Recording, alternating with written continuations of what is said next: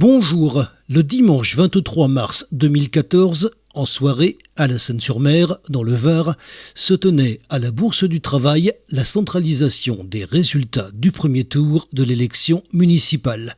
Voici à cette occasion l'interview du candidat Damien Gutiérrez.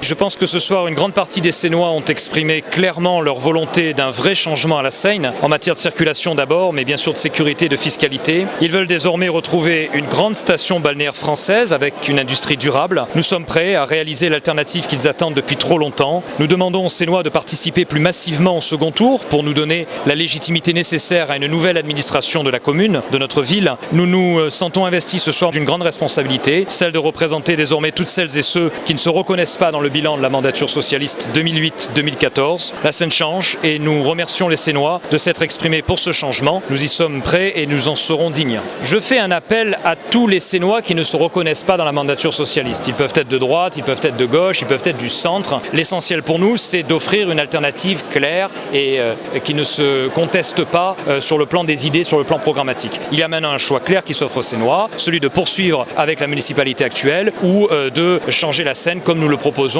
dans le projet qui a été transmis aux Sénois, notamment en termes de circulation, mais pas seulement, en termes de sécurité et de fiscalité également. Il est vrai que le score du Front National a été multiplié par 4 depuis 2008. Il va falloir poursuivre cette campagne, bien sûr, puisque une élection se joue à 2 tours.